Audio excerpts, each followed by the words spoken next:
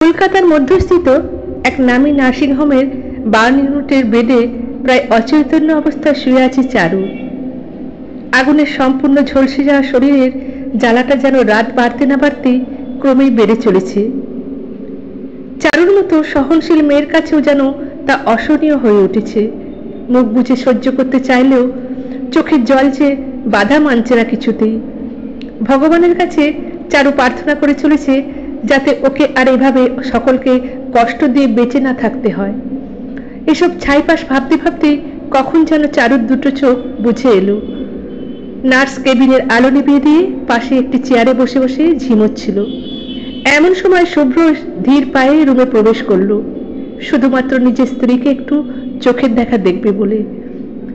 বেডের পাশেই রাখা একটি টুলে বসে নিষ্পলক দৃষ্টিতে চারুর দিকে তাকিয়েছিল আর মনে মনে নিজেকে দোষী সাব্যস্ত করে চলছিল এক নাগাড়ে।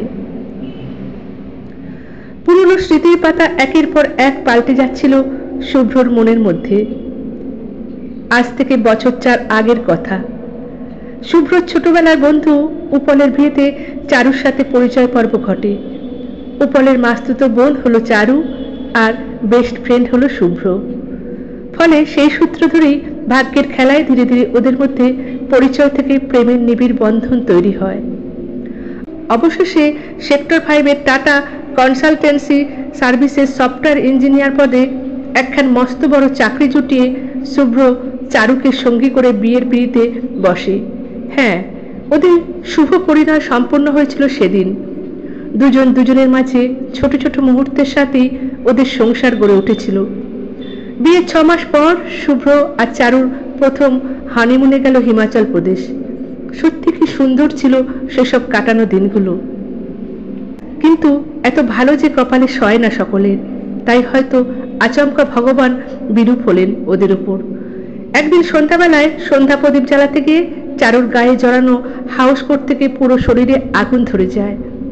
ঘরে তখন শুভ্রও ছিল না, ফলে চারু আর নিজেকে বাঁচাতে পারেনি। যখন প্রতিবেশীরা টের পেল তখন চারুর শরীরে প্রায় 80% পুড়ে গিয়েছে।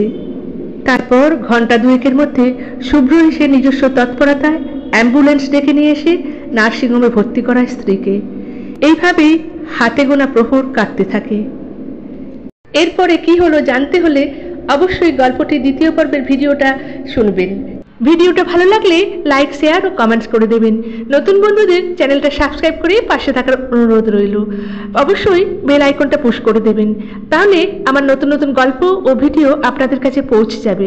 আবার আসবো নতুন ভিডিও নিয়ে। ভালো থাকবেন।